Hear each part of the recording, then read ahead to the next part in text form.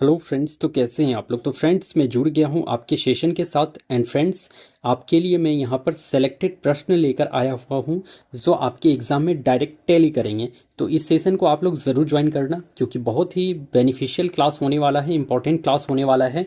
और यहाँ से डायरेक्ट क्वेश्चन आपके एग्जाम में टैली करते हुए दिख जाएंगे। तो आप लोग अगर बिहार एसएससी, बिहार कांस्टेबल या फिर बिहार टीचर की प्रिपरेशन कर रहे हो तो ये सेशन आप लोग ज़रूर ज्वाइन करना। तो चलिए एक एक करके मैं आपको डिस्कस कर लेता हूं अपने डिटेल डिस्कशन को सारे को। तो हमारा फर्स्ट क्वेश्चन है, स्वतंत्र भारत के पहले बजट को किसने पेश किया। तो क्या पूछा है कि स्वतंत्र भारत के पहले बजट को किसने पेश किया था। आर के शनमुखम, मोरारजी देसाई, विल्सन या निर्मला सीतारमण। स्वतंत्र भारत का पूछ लिया है भाई, तो स्वतंत्र भारत का आर के शनमुखम ने पेश करा था। स्वतंत्र भारत का पहला बजट आर के शनमुखम ने पेश किया था। 1947 में इस बजट को पेश किया गया था, याद रख लीजिएगा, ठीक है। अगर मोरारजी देसाई से देख लीजिएगा तो मोरारजी देसाई से एक बात याद रख लीजिएगा कि इन्होंने 10 बार बजट पेश किया है, 10 बार बजट पेश किया है। और एकमात्र ये शख्स थे जिन्होंने अपने जन्मदिन के दिन इन्होंने बजट पेश किया था। तो अपने बर्थडे के दिन इन्होंने क्या किया था भाई, तो बर्थडे के दिन इन्होंने अपना जो है बजट पेश किया था। आपसे ये भी प्रश्न पूछा जा सकता है कि अपने जन्मदिन के दिन किन्होंने बजट पेश किया। तो मोरारजी देसाई ने बजट पेश किया है। और कब था इनका जन्मदिन, तो 29 फरवरी को इनका जन्मदिन था, ठीक है। तो समझिए 29 फरवरी को इनका बर्थडे था भाई। और इन्होंने जो है सबसे ज़्यादा बार बजट पेश किया था, 10 बार बजट के पेश किया था। विल्सन जो थे इन्होंने जो है पहला बजट पेश किया था। क्या किया था इन्होंने, विल्सन ने पहला बजट पेश किया था। विल्सन जो है पहला बजट आपसे पूछ लेगा कि सबसे पहला बजट किसने पेश किया था, तो विल्सन ने पेश किया था। विल्सन एक अर्थशास्त्री थे और इन्होंने बजट पेश किया था 7 अप्रैल 1960 को। कब, तो 7 अप्रैल 1860 को, 1860 को, 7 अप्रैल 1860 को विल्सन अर्थशास्त्री हुआ करते थे, इन्होंने पहला बजट पेश किया था। निर्मला सीतारमण की बात हुई है तो भाई याद रख लेना, इन्होंने 1 फरवरी 2021 को इन्होंने जो है पेपरलेस बजट पेश करा था। पेपरलेस बजट पेश किया था कोरोना के टाइम पर, ठीक है। ये कोरोना के कारण हुआ था ये आपका पेपरलेस बजट पेश 1 फरवरी 2021 को। एक बात आप लोग याद रख लेना कि 2017 में भाई आम बजट को रेल बजट से मिला दिया गया था। आम बजट को रेल बजट से मिला दिया गया था 2017 में। इस बात को भी जरूर याद रखिएगा, पूछा जा सकता है कि आम बजट को रेल बजट से कब मिला दिया गया।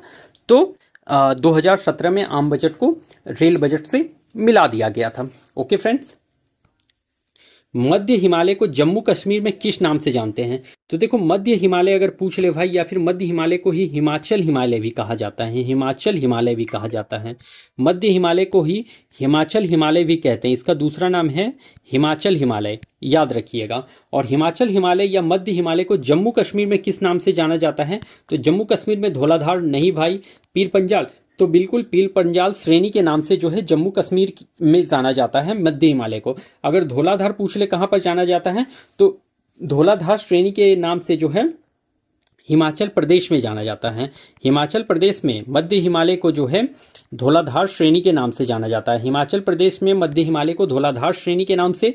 और नाग टिब्बा कहाँ पे भाई, तो उत्तराखंड में नाग टिब्बा के नाम से जाना जाता है। उत्तराखंड में जो है मध्य हिमालय या फिर हिमाचल हिमालय को नाग टिब्बा के नाम से जाना जाता है। और नेपाल में महाभारत श्रेणी के नाम से जाना जाता है। नेपाल में महाभारत श्रेणी के नाम से जाना जाता है। भूटान अगर पूछ ले तो भूटान में ब्लू माउंटेन के नाम से जाना जाता है। भूटान में क्या, तो ब्लू माउंटेन, याद रख लीजिएगा, ब्लू माउंटेन के नाम से जाना जाता है मध्य हिमालय को। और एक याद रख लेना आप लोग, नेपाल, तो भाई नेपाल में महाभारत श्रेणी, और जम्मू कश्मीर में तो पीर पंजाल श्रेणी के नाम से जानते हो मध्य हिमालय को। ये सभी आप लोग को याद रख लेना है, इंपॉर्टेंट होता है। बिहार में गंगा नदी प्रवेश कहाँ पर करती है। तो देखो, बिहार में गंगा नदी प्रवेश कहाँ पर करती है, तो गंगा नदी जो है भाई टोटल लेंथ तो 2525 किलोमीटर है। कितना है, तो 2525 किलोमीटर बिहार का टोटल लेंथ है। अगर बिहार में पूछ ले गंगा नदी कहाँ पर प्रवेश करती है, तो कुर्सेला, कटिहार नहीं, चौसा, जो कि आपके बक्सर में पड़ता है। बक्सर चौसा में जो है गंगा नदी प्रवेश करती है बिहार में। और बिहार से बाहर जो है कुर्सेला के कटिहार से निकलती है। कहाँ से, तो कुर्सेला कटिहार से जो है गंगा नदी बिहार से बाहर निकल जाती है। इस बात को भी ध्यान रख लेना कि बिहार में गंगा नदी प्रवेश कहाँ से, तो बक्सर के चौसा से प्रवेश करती है और बिहार से बाहर कुर्सेला कटिहार से निकल जाती है, ठीक है, याद रख लीजिएगा आप लोग। नाभिक के रिएक्टर में मंदक के रूप में कार्य करता है। इंपॉर्टेंट प्रश्न है और ये क्वेश्चन आई थिंक कि रिपीट हो सकता है। तो नाभिक के रिएक्टर में मंदक के रूप में पूछ लिया है आपसे। मंदक के रूप में कैडमियम तो नहीं भाई, भारी जल जो है ये मंदक के रूप में कार्य करता है और जल जो होता है ये भी मंदक के रूप में कार्य करता है। भारी जल मतलब कि D2O ड्यूटोरियम ऑक्साइड, और जो आपका ये जल होता है भाई, जो जल सिंपल जल जो होता है, सिंपल वाटर जो होता है वो आपके जो ये भी आपका एक नाभिक के रिएक्टर के मंदक के रूप में काम करता है। तो यहाँ करेक्ट आंसर जो होने वाला है वो डी होने वाला है। ठीक है, तो correct answer is option number D. तो नाभिक रिएक्टर में मंदक के रूप में क्या, तो भारी जल भी और जल भी, D2O भी और H2O भी, दोनों जो है मंदक के रूप में कार्य करते हैं। मंदक या फिर शीतलक भी आपसे पूछ ले कि शीतलक के रूप में कौन सा कार्य करता है, तो मंदक या शीतलक दोनों के रूप में पूछ ले तो D2O और H2O कार्य करता है। ठीक है, अगर आपसे पूछ ले भाई कि नाभिक के रिएक्टर में जो नियंत्रक के रूप में कौन कार्य करता है, नियंत्रक, तो नियंत्रक के रूप में याद रख लेना कैडमियम, कैडमियम, ग्रेफाइट, ग्रेफाइट और बोरोन याद रख लीजिएगा। कैडमियम, ग्रेफाइट और बोरोन याद रख लीजिएगा नियंत्रक के रूप में। और भाई अगर ईंधन इसमें पूछ ले कि इसमें फ्यूल कौन सा यूज़ करा जाता है, ईंधन किसका यूज़ करा जाता है, तो याद रख लीजिएगा uranium, uranium, uranium, thorium, uranium, thorium, protium, uranium, thorium, protium और पोलेनियम याद रख लीजिएगा, पोलेनियम। तो ये सभी आपके ईंधन हो जाते हैं, फ्यूल हो जाते हैं। और नियंत्रक में कौन कौन, तो कैडमियम, ग्रेफाइट और बोरोन। इंपॉर्टेंट प्रश्न है, यहाँ से क्वेश्चन आई थिंक कि जरूर आ जाएगा आपके एग्जाम में। हाइड्रोलिक लिफ्ट किस नियम पर काम करते हैं, तो हाइड्रोलिक लिफ्ट पूछ ले या फिर ब्रेक भी पूछ ले। ठीक है, तो हाइड्रोलिक लिफ्ट या ब्रेक पूछ ले, दोनों में से कुछ पूछ ले तो न्यूटन के नियम नहीं, पास्कल के नियम पे आप लोग को जाना है क्या। तो हाइड्रोलिक लिफ्ट या ब्रेक जो है भाई ये पास्कल के नियम पे काम करता है, याद रख लीजिएगा आप लोग। उपराष्ट्रपति के चुनाव में भाग लेते हैं, तो उपराष्ट्रपति के चुनाव में कौन भाग लेता है बताओ तो, लोकसभा राज्यसभा के सभी निर्वाचित सदस्य। तो भाई उपराष्ट्रपति के चुनाव में लोकसभा राज्यसभा के सभी निर्वाचित सदस्य भाग लेंगे, आप ही लोग जरा बता दीजिए। तो नहीं भाई, लोकसभा राज्यसभा के सभी मनोनीत सदस्य, सिर्फ मनोनीत सदस्य भाग लेगा, तो नहीं, लोकसभा राज्यसभा के सभी सदस्य, निर्वाचित और मनोनीत दोनों सदस्य भाग लेते हैं आपके उपराष्ट्रपति के चुनाव में। निर्वाचित और मनोनीत दोनों सदस्य जो है आपके उपराष्ट्रपति के चुनाव में भाग लेते हैं। और प्रेजेंट टाइम पर उपराष्ट्रपति कौन है भाई, तो जगदीप धनखड़ हैं। कौन, तो जगदीप धनखड़ याद रख लीजिएगा, धनखड़। आर्टिकल 63 में ये कहा गया है कि भारत का एक क्या होगा, उपराष्ट्रपति होगा। क्या होगा, तो आर्टिकल 63 में इस बात को कही गई है कि भारत का एक क्या होगा, तो उपराष्ट्रपति होगा भाई, वाइस प्रेसिडेंट होगा। क्या होगा, तो वाइस प्रेसिडेंट होगा, आर्टिकल 63 में कहा गया है। आर्टिकल 64 में कहा गया है कि जो भारत का उपराष्ट्रपति होगा वो राज्यसभा का सभापति होगा। क्या होगा, तो राज्यसभा का सभापति होगा, राज्यसभा का सभापति होगा। जो भारत का उपराष्ट्रपति होगा वही राज्यसभा का सभापति होगा, ये आर्टिकल 64 में कहा गया है। और अभी जो उपराष्ट्रपति हैं आपके श्री जगदीप धनखड़ हैं। ठीक है, याद रख लीजिएगा। अगर आपसे पूछ ले कि राष्ट्रपति के चुनाव में कौन भाग लेते हैं बताओ तो आप लोग, राष्ट्रपति के चुनाव में, तो भाई राष्ट्रपति के चुनाव में लोकसभा, लोकसभा, राज्यसभा, राज्यसभा, विधानसभा, विधानसभा के सभी निर्वाचित सदस्य और साथ में कौन कौन, तो सदस्य और साथ में दिल्ली और पुडुचेरी के सदस्य, दिल्ली और पुडुचेरी के सदस्य, दिल्ली और पुडुचेरी के सदस्य। ठीक है, तो लोकसभा, राज्यसभा, विधानसभा के सभी निर्वाचित सदस्य, कौन सदस्य, तो निर्वाचित सदस्य और दिल्ली और पुडुचेरी के सदस्य। ठीक है, तो ये आपके राष्ट्रपति के चुनाव में भाग लेते हैं। और उपराष्ट्रपति के चुनाव में सिर्फ लोकसभा और राज्यसभा के सभी निर्वाचित और मनोनीत दोनों सदस्य भाग लेते हैं। आप लोग को ये याद रखना है, दिमाग में सेट कर लेना है। थोड़ा थोड़ा सा अंतर है, बस दिमाग में रखिएगा इसको। गिर स्थित है, तो भाई गिर कहाँ, कर्नाटक में स्थित है, तो कर्नाटक में तो भाई गिर स्थित नहीं है आपका। गिर कहाँ स्थित है, तो गिर आपके गुजरात में स्थित है। गिर गुजरात में स्थित है और एशियाई शेर के लिए फेमस है, एशियाई शेर के लिए फेमस है आपका गिर। ठीक है, एशियाई शेर के लिए गिर फेमस है आपका।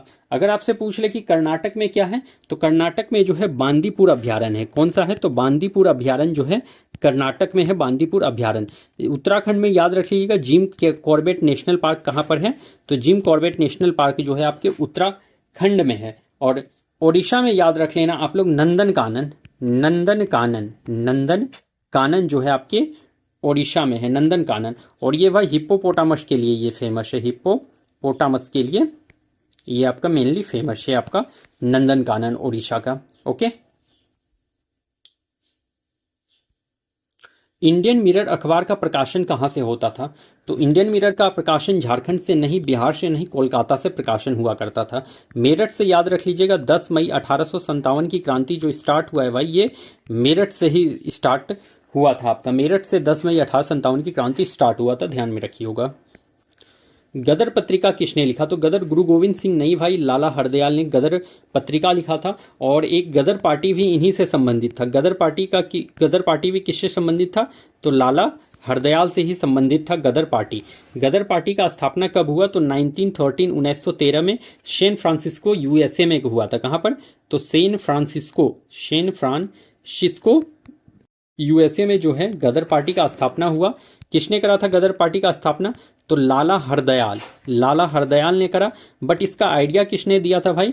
तो सोहन सिंह भाखना ने दिया था। किसने? तो सोहन सिंह भाखना। तो इसके जो आपके इसमें पूछ लेगा कि कौन कौन सदस्य इसके मतलब गदर पत्रिका से जुड़े हुए थे या गदर पार्टी से, तो लाला हरदयाल और सोहन सिंह भाखना जुड़े हुए थे। ठीक है। और गदर पत्रिका जो था ये किसने लिखा है? तो लाला हरदयाल ने लिखा था। और ये गदर पत्रिका जो है ये उर्दू में छपा करता था। किसमें? तो उर्दू में छपता था गदर पत्रिका। फरक्का परियोजना किस नदी पर बनी है? तो फरक्का कोसी नदी नहीं भाई, कोसी नदी में तो भाई कोसी परियोजना बनी है। कोसी नदी में कोसी परियोजना इंपॉर्टेंट है आपके एग्जाम के व्यू से, one of the most important topic है ये वाला। बहुउद्देशीय परियोजना का टॉपिक है, इंपॉर्टेंट हो जाता है। फरक्का परियोजना जो है भाई ये किस नदी पर बनी है? कोसी। तो कोसी में तो कोसी परियोजना बनी है भाई। और ये कोसी परियोजना कहाँ की परियोजना है? तो बिहार की परियोजना है कोसी परियोजना। कोसी को ही बिहार का शोक भी कहा जाता है, मार्ग बदलने वाली नदी भी कहा जाता है। भागीरथी नदी है, फरक्का परियोजना जो है भागीरथी नदी पर बनी है? तो नहीं भाई, भागीरथी नदी पर तो टिहरी बांध परियोजना बनी है। टिहरी बांध परियोजना जो है भागीरथी नदी पर बनी है। और कहाँ पर है ये टिहरी बांध परियोजना? तो उत्तराखंड में है टिहरी बांध परियोजना, याद रखिएगा। गंगा नदी पर बना है कौन सा फरक्का परियोजना? तो बिल्कुल गंगा नदी पर जो है भाई फरक्का परियोजना बना है, जो आपके वेस्ट बंगाल में है। कहाँ पर है? तो वेस्ट बंगाल में है। सोन नदी पर भाई, तो सोन नदी पर जो है रिहंद बांध परियोजना बना है। कौन सा? तो रिहंद बांध परियोजना बना है सोन नदी पर, जो कि आपके एक यूपी की परियोजना है। इसको ध्यान में रख लीजिएगा आप लोग। स्वतंत्रता प्राप्ति के बाद पहली बहुउद्देशीय परियोजना थी? तो देखो ये भी इंपॉर्टेंट प्रश्न है आपके लिए, इंपॉर्टेंट प्रश्न है। तो स्वतंत्रता प्राप्ति के बाद पहली बहुउद्देशीय परियोजना सरदार सरोवर परियोजना? तो भाई सरदार सरोवर परियोजना तो नहीं थी। सरदार सरोवर परियोजना है कहाँ पर भाई? तो ये देखो ये नर्मदा नदी पर बनी है परियोजना, नर्मदा नदी पर बनी हुई परियोजना है। और ये एमपी, गुजरात, महाराष्ट्र और राजस्थान की परियोजना है। महाराष्ट्र और राजस्थान की परियोजना है। ठीक है। तो एमपी, गुजरात, महाराष्ट्र और राजस्थान की परियोजना है सरदार सरोवर परियोजना। ठीक है। और ये नर्मदा नदी पर बनी है। हीराकुंड बांध परियोजना जो है ये महानदी पर बनी हुई है, महानदी। और ये कहाँ पर है भाई? तो उड़ीसा में है। हीराकुंड बांध परियोजना महानदी उड़ीसा में बनी हुई है। और हीराकुंड बांध परियोजना जो है ये भाई हीराकुंड बांध जो है भारत का सबसे लंबा बांध भी है। क्या है? तो सबसे लंबा बांध हीराकुंड बांध भारत का सबसे लंबा बांध, ये भी याद रख लीजिएगा। स्वतंत्रता प्राप्ति के बाद पहली बहुउद्देशीय परियोजना दामोदर घाटी परियोजना थी। कौन सा? तो ऑप्शन नंबर सी, दामोदर घाटी परियोजना थी। ठीक है। और ये किस नदी पर बनी है? तो दामोदर नदी पर बनी है, याद रख लीजिएगा। दामोदर घाटी परियोजना दामोदर नदी पर। और ये झारखंड और वेस्ट बंगाल की एक परियोजना है, झारखंड और वेस्ट बंगाल की एक परियोजना है। मंडी परियोजना आप लोग याद रख लीजिएगा भाई, ये व्यास नदी पर बनाई गई है, व्यास नदी पर। और ये पंजाब और हिमाचल की एक परियोजना है। कहाँ की? तो पंजाब और हिमाचल प्रदेश की एक परियोजना है मंडी परियोजना, याद रख लेना है आपको। भारत का सबसे ऊंचा बांध? तो ऊंचा बांध नागार्जुन सागर बांध है। तो भारत का सबसे ऊंचा बांध भाई नागार्जुन सागर बांध है? तो नहीं है भाई, नागार्जुन सागर बांध नहीं है। और ये नागार्जुन सागर बांध किस नदी पर है? तो कृष्णा नदी पर बना हुआ परियोजना है। कृष्णा नदी पर बना हुआ एक परियोजना है, जो कि आपके आंध्र प्रदेश की परियोजना है। आंध्र प्रदेश की परियोजना है नागार्जुन सागर बांध परियोजना। शिव समुद्रम जलप्रपात? तो भाई ये भी नहीं है, ये आपकी कावेरी नदी पर बनी एक परियोजना है, कावेरी नदी पर बनी हुई परियोजना है। और शिव समुद्रम कहाँ की परियोजना है? तो कर्नाटका की परियोजना है, कर्नाटका तकाकी कर्नाटक की परियोजना है शिव समुद्रम। टिहरी बांध भारत की सबसे ऊंची बांध जो है वो टिहरी बांध है। टिहरी बांध भारत की सबसे ऊंची बांध, और ये किस नदी पर, तो भागीरथी नदी पर बनाई गई परियोजना है। टिहरी बांध परियोजना भागीरथी नदी पर बनाई गई परियोजना है, और जो ये उत्तराखंड का एक परियोजना है, याद रख लेना है आपको, ठीक है। अगर आपसे पूछ ले भाई कि दुल्हस्ती और दुल्हस्ती पूछ ले अगर आपसे, और अब साथ में याद रख लिया कि सलाल पूछ ले, ये किस नदी की परियोजना है, तो दुल्हस्ती और सलाल जो है ये चिनाब नदी की परियोजना है, जो कि जम्मू एंड कश्मीर में है ये परियोजना, ठीक है। यूरिया का निर्माण होता है, तो यूरिया का निर्माण जो है भाई आपके यकृत, बिल्कुल करेक्ट है, यकृत में जो है यूरिया का निर्माण होता है, यकृत में, इसको ध्यान में रख लीजिएगा आप लोग जरूर। तो यूरिया का निर्माण यकृत में। वायुमंडल दाब मापा जाता है, तो वायुमंडलीय दाब जो मापते हैं वो मैनोमीटर से नहीं भाई, मैनोमीटर से तो हम लोग पानी का दाब मापते हैं, पानी का दाब जो मापा जाता है मैनोमीटर से। वायुमंडलीय माप तो बायोमीटर से मापा जाता है, और थर्मामीटर से जो है बॉडी टेम्परेचर, ठीक है। तो बॉडी टेम्परेचर जो है आपके थर्मामीटर से मापा जाता है। न्यूनतम संभव ताप होता है, तो न्यूनतम संभव ताप one of the most important question. तो न्यूनतम संभव ताप है आपका 98 डिग्री सेल्सियस नहीं, -270 डिग्री सेल्सियस बिल्कुल करेक्ट है, और 0 केल्विन बिल्कुल करेक्ट है। यहाँ पर करेक्ट आंसर जो है डी होने वाला है। तो न्यूनतम संभव तापमान जो है भाई वो -273 डिग्री सेल्सियस भी है, और 0 केल्विन भी है, दोनों यहाँ पर करेक्ट होने वाले हैं। यदि किसी वस्तु का वेग दोगुना कर दिया जाए तो संवेग होगा। संवेग क्या होगा, अगर वेग दोगुना कर दिया जाए तो संवेग क्या होगा, संवेग भी भाई ये क्या होगा, 4 गुना हो जाएगा, तो नहीं, दोगुना हो जाएगा। अगर वेग दोगुना करेंगे तो संवेग भी दोगुना होगा। लेकिन अगर पूछ ले कि गतिज ऊर्जा पर क्या असर पड़ेगा, गतिज ऊर्जा, तो गतिज ऊर्जा जो है वो 4 गुना हो जाएगा। क्या होगा, तो 4 गुना हो जाएगा आपका गतिज ऊर्जा, ध्यान में रख लीजिएगा। 1857 की क्रांति में लखनऊ से नेतृत्व किसने करा, तो one of the most important topic 1857 की क्रांति, रिवॉल्ट ऑफ 1857, यहाँ से क्वेश्चन तो कंफर्म पूछा जाएगा आपके एग्जाम में। और 1857 की क्रांति लखनऊ से नेतृत्व किसने करा है, तो लखनऊ से लियाकत अली नहीं, बेगम हजरत महल ने लखनऊ से नेतृत्व करा था। इसे जो है बेगम ऑफ अवध भी कहा जाता था, बेगम ऑफ अवध, बेगम हजरत महल को बेगम ऑफ अवध भी कहा जाता है। हजरत महल ने लखनऊ से नेतृत्व करा है। लियाकत अली ने भाई, तो इन्होंने इलाहाबाद से नेतृत्व करा था। कहाँ से, तो 1857 की क्रांति का नेतृत्व इलाहाबाद से 1857 की क्रांति का नेतृत्व करा। कुंवर सिंह जो है जगदीशपुर से इन्होंने नेतृत्व किया है। कुंवर सिंह कहाँ से, तो जगदीशपुर, जो आपके बिहार वाले एरिया में पड़ता है, जगदीशपुर बिहार से, ठीक है। तो इंपॉर्टेंट है, कुंवर सिंह इंपॉर्टेंट है, क्वेश्चन पूछा जा सकता है। तो जगदीशपुर से कुंवर सिंह ने नेतृत्व करा था। और लक्ष्मीबाई ने जो है झांसी से नेतृत्व करा था। कहाँ से, तो झांसी से रानी लक्ष्मीबाई ने नेतृत्व करा था, ठीक है। अगर आपसे पूछ ले भाई कि पटना से किसने नेतृत्व किया है 1857 की क्रांति का, तो पटना से याद रख लीजिएगा पीर अली, एक पुस्तक विक्रेता थे, ये बुक सेलर थे पीर अली, इन्होंने पटना से नेतृत्व करा था 1857 की क्रांति का। और इन्होंने 3 जुलाई 1857 को जो है इस क्रांति का नेतृत्व किया। 3 जुलाई 1857, डेट भी पूछा जाता है इनसे रिलेटेड, ठीक है। 1857 विद्रोह के समय अंग्रेजों का सबसे कट्टर दुश्मन था। तो देखो 1857 जो स्टार्ट कहाँ से हुआ है, तो मेरठ से हुआ है स्टार्ट। कब स्टार्ट हुआ है, तो 10 मई 1857 को स्टार्ट हुआ है मेरठ से, ठीक है।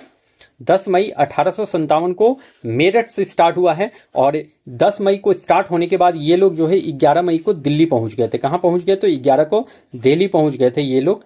आपके 1857 का क्रांति का नेतृत्व कहाँ पहुंचा था, तो दिल्ली पहुंचा था। यहां पर पूछा है आपसे 1857 विद्रोह के समय अंग्रेज का सबसे कट्टर दुश्मन था, तो शाह आलम द्वितीय नहीं था भाई, अहमदुल्लाह शाह। तो बिल्कुल यही करेक्ट होने वाला है। अहमदुल्लाह शाह जो है, जो आपके जो है अंग्रेजों के सबसे कट्टर दुश्मन थे। और इन्होंने जो है फैजाबाद से नेतृत्व किया था। कहाँ से, तो फैजाबाद से नेतृत्व किया था इन्होंने। और ये सबसे कट्टर दुश्मन थे अंग्रेजों के, ठीक है। कुंवर सिंह तो आप लोग समझ ही गए कि जगदीशपुर से इन्होंने नेतृत्व किया है। और पटना से पीर अली ने नेतृत्व किया था 3 जुलाई 1857 को। अगर आपसे पूछ ले कि दिल्ली से किसने नेतृत्व किया था 1857 की क्रांति का, तो दिल्ली से याद रख लीजिएगा बख्त खां। किसने, तो बख्त खां और शाह आलम द्वितीय, बख्त खां और शाह आलम द्वितीय ने दिल्ली से नेतृत्व किया है 1857 की क्रांति का। अगर पूछ ले कि आपसे ग्वालियर से किसने नेतृत्व करा था, तो ग्वालियर भाई इंपॉर्टेंट हो जाता है। ग्वालियर से याद रख लीजिएगा तात्या टोपे ने नेतृत्व करा था। तात्या टोपे ने नेतृत्व करा, टोपे, ओके। कुचिपुड़ी लोक नृत्य, तो कुचिपुड़ी यहां से क्वेश्चन पूछा जा सकता है। कुचिपुड़ी तमिलनाडु का है, तो नहीं भाई। केरल का है नहीं, कर्नाटक का है नहीं, आंध्र प्रदेश का है कुचिपुड़ी, तमिलनाडु का है भाई तमिलनाडु में कौन सा नृत्य होता है, तो याद रख लीजिएगा भरतनाट्यम, भरतनाट्यम, भरतनाट्यम जो है आपके तमिलनाडु में होता है। केरल से याद रख लीजिएगा कथकली, कथकली, और एक याद रख लेना यक्षगान, यक्षगान, यक्षगान, कथकली, और अच्छा यक्षगान नहीं भाई, यक्षगान जो है केरल का नहीं है, यक्षगान नहीं। एक याद रख लेना कथकली, और एक रख लेना, रुको माइंड से उतर रहा है, एक याद रख लेना मोहिनी अट्टम। कौन सा, तो मोहिनी अट्टम, मोहिनी अट्टम याद रख लेना, और एक याद रख लेना मोदी अट्टू, मोदी अट्टू याद रख लेना। तो मोदी अट्टू, मोहिनी अट्टम और कथकली ये केरल से याद रख लेना। और कर्नाटक से याद रख लेना यक्षगान, यक्षगान जो है आपके कर्नाटक का है, यक्षगान, ठीक है, यक्षगान कर्नाटक का। नौटंकी याद रख लेना आप लोग, एक ये आपके उत्तर प्रदेश का एक लोक नृत्य है नौटंकी। और एक याद रख लेना तमाशा, तमाशा कहाँ का है भाई, तो तमाशा महाराष्ट्र का है, नौटंकी उत्तर प्रदेश, तमाशा महाराष्ट्र का। ये सभी आपको याद रख लेना, बेहद इंपॉर्टेंट हो जाता है। मध्याह्न भोजन की शुरुआत कब से की गई, क्वेश्चन पूछा जा सकता है। मध्याह्न भोजन का शुरुआत 2005 से नहीं 1995 से जो है मध्याह्न भोजन का शुरुआत करा गया। और अब इसका नाम बदलकर क्या किया गया है, तो प्रधानमंत्री पोषण योजना कर दिया गया है, प्रधानमंत्री पोषण योजना इसका नाम कर दिया गया है, प्रधानमंत्री पोषण योजना, ठीक है। और ये 1995 से स्टार्ट एक योजना थी। विटामिन बी वन की कमी से होता है, तो कौन सा डिजीज जो है विटामिन बी वन की कमी से होता है, इंपॉर्टेंट है, यहां से प्रश्न एक जरूर आएगा। विटामिन से तो एक क्वेश्चन भाई आपका श्योर आना ही आना तय है, कंफर्म है, 100% श्योर है कि एक क्वेश्चन देगा। तो विटामिन बी वन की कमी से स्कर्वी तो नहीं, ये विटामिन सी की कमी से होता है स्कर्वी, विटामिन सी की कमी से स्कर्वी। वेरी वेरी जो है विटामिन बी वन की कमी से बेरी बेरी होता है, याद रख लेना, option number B is correct. Rickets जो है ये विटामिन डी की कमी से होता है, रिकेट्स, विटामिन डी की कमी से रिकेट्स होता है। और एचआईवी जो है भाई ये किसी न तो विटामिन की कमी से होता है, किससे होता है आप ही लोग बता दो, तो ये एचआईवी जो होता है ये वायरस से होने वाला डिजीज है भाई, और ये जो है एचआईवी वायरस से होता है, human immuno deficiency virus, human immuno deficiency virus से जो है आपका एड्स होता है, एड्स, एचआईवी जो होता है आपके एचआईवी वायरस से होता है, एड्स होता है, ठीक है, AIDS, acquired immunodeficiency virus, AIDS जो आपके एचआईवी वायरस से होने वाला एक डिजीज है। और इसमें तो आप लोग शायद आप लोगों को ये आइडिया होना ही चाहिए, जो एड्स होता है वो आप लोग अगर एक से अधिक के साथ रिलेशनशिप में रहते हो तो आपको एड्स होने का चांस बढ़ जाता है। इसीलिए जब भी रहें तो सेफ्टी के साथ, किसी के साथ भी रहना चाहिए तो सेफ्टी से रहना चाहिए। अगर एक से अधिक रिलेशन में हो तो एड्स होने का चांस बढ़ जाता है। आप लोग जब बार्बर के पास जाते हो भाई, तो बार्बर जो है वो आपके जब बाल बनाते हैं वो लोग, तो ब्लेड अगर वो लोग यूज़ नहीं करते हैं, ठीक है, ब्लेड अगर वो लोग बदल कर यूज़ नहीं करते हैं और यूज किया हुआ ब्लेड अगर आप में लगा देते हैं, और कोई इंसान जो है एचआईवी पॉजिटिव है और उसका अगर कटा हुआ आप में भी कट गया, आपका भी गला किसी तरह, तो फिर आपको एचआईवी होने का चांस बढ़ जाता है। तो जब भी आप लोग बार्बर के पास जाएं तो आप लोग उनसे कहें कि ब्लेड को ज़रूर चेंज करें, क्योंकि मान लो अगर उसी ब्लेड से किसी एचआईवी संक्रमित व्यक्ति का कटा होगा और फिर उसी ब्लेड से आपका भी कट लग जाता है तो फिर आपके चांसेस बढ़ जाते हैं एचआईवी पॉजिटिव होने के। तो इसीलिए ब्लेड को ज़रूर चेंज करवाएंगे आप लोग, ठीक है। तो एचआईवी होने का बहुत सारा भाई वो हो सकता है। तो ये आपके ब्लड ट्रांसफ्यूजन के समय भी हो जाता है, ब्लड जो ट्रांसफ्यूज़ करा जाता है तो उस समय भी एचआईवी होने का चांस हो जाता है। देखो किस करने से भी एचआईवी होने का चांस होता है, बट ये बहुत कम चांस होता है, किस से बहुत ही कम चांस होता है एचआईवी का, लेकिन थोड़ा कुछ परसेंटेज चांस है भाई, लेकिन इससे ज़्यादा आपको मतलब वो चांस नहीं होता है, बहुत ही कम चांस है किससे, ठीक है। तो इस बात को भी ध्यान में रखिएगा। अम्ल राज में होता है, तो अम्ल राज में देखो HCl होता है, H2SO4, HNO3 कोई नहीं। तो देखो अम्ल राज में भाई, तो अम्ल राज में तो यहाँ पर अकॉर्डिंग टू ऑप्शन मात्र एक यहाँ पर दिख रहा है आपको, HNO3 दिख रहा है, बट अम्ल राज में जो होता है यहाँ पर आप सही आंसर जो है इसका लगाना कोई नहीं, ठीक है, कोई नहीं। यहाँ पर करेक्ट आंसर जो है ऑप्शन नंबर डी होने वाला है, कोई नहीं। तो अम्लराज में होता क्या है, देखो ये सोना को गलाने और पिघलाने का काम किया जाता है। इसमें क्या करते हैं, तो सोना को गलाने और पिघलाने का काम किया जाता है। और अम्लराज में भाई HCl और HNO3 दोनों होते हैं, ठीक है, HCl और HNO3 दोनों होते हैं। और कितने रेशियो में, तो 1:3 के रेशियो में होते हैं, 1:3 के रेशियो में होते हैं HCl और HNO3। और ये सोना को गलाने और पिघलाने का काम किया जाता है इसमें। गुट निरपेक्षता का सिद्धांत किसने दिया, तो देखो सुभाष चंद्र बोस ने। तो सुभाष चंद्र बोस नहीं भाई, ये तो त्रिपुरा और त्रिपुरा अधिवेशन और हरिपुरा त्रिपुरी अधिवेशन और हरिपुरा अधिवेशन के अध्यक्ष थे ये। हरिपुरा त्रिपुरी और हरिपुरा अधिवेशन के अध्यक्ष थे सुभाष चंद्र बोस, ठीक है। तो त्रिपुरी अधिवेशन और हरिपुरा अधिवेशन के अध्यक्ष सुभाष चंद्र बोस। फॉरवर्ड ब्लॉक की स्थापना सुभाष चंद्र बोस ने करी, फॉरवर्ड ब्लॉक की भी स्थापना सुभाष चंद्र बोस ने करी। जवाहरलाल नेहरू गुटनिरपेक्षता के सिद्धांत से आपके रिलेटेड थे, नन अलाइंड मूवमेंट से ये रिलेटेड थे आपके जवाहरलाल नेहरू, ठीक है। और इन्होंने जो है 1961 जो है बेलग्रेड यहाँ पर स्टार्ट करा था इन्होंने गुटनिरपेक्षता का सिद्धांत 1961 में स्टार्ट किया बेलग्रेड में। किसकी राजधानी, तो सर्बिया की राजधानी है बेलग्रेड, वहां पर इन्होंने स्टार्ट किया था, ठीक है। और महात्मा गांधी से आप लोग याद रख लेना, जो यंग इंडिया जो है, यंग इंडिया महात्मा गांधी के द्वारा लिखा गया है। My experiment with truth, my experiment with truth, सत्य के साथ मेरे प्रयोग, महात्मा गांधी के द्वारा। हरिजन सेवक संघ की स्थापना भी जो है महात्मा गांधी के द्वारा ही करी गई, हरिजन सेवक संघ, ठीक है। भगत सिंह से याद रख लेना, नौजवान सभा की स्थापना 1926 में। कब, तो 1926 में नौजवान सभा की स्थापना भगत सिंह के द्वारा की गई। महान्यायवादी कौन होते हैं, तो भाई अटॉर्नी जनरल की बात करी गई है, अटॉर्नी जनरल की बात हुई है। तो महान्यायवादी राज्य सरकार का वकील नहीं, केंद्र सरकार का वकील होता है महान्यायवादी, याद रख लेना है। अब देखो मैं यहां पर आपसे अटॉर्नी जनरल, महान्यायवादी और महाधिवक्ता दोनों के बारे में बात कर देता हूं। अटॉर्नी जनरल और एक शायद लिख लो भाई महाधिवक्ता, महान्यायवादी और महाधिवक्ता दोनों के बारे में मैं आपसे यहां पर डिस्कस कर लेता हूं। पहली बात याद रख लेना, जो महान्यायवादी होते हैं वो केंद्र सरकार के वकील होते हैं। क्या होते हैं, तो केंद्र सरकार के वकील होते हैं, केंद्र सरकार के वकील होते हैं। और इनका जो आर्टिकल है, आर्टिकल नंबर 76 है, कितना है, तो आर्टिकल नंबर 76 होता है महान्यायवादी का।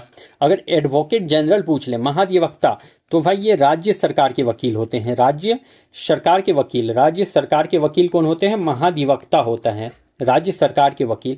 और इनका जो आर्टिकल है 165 है।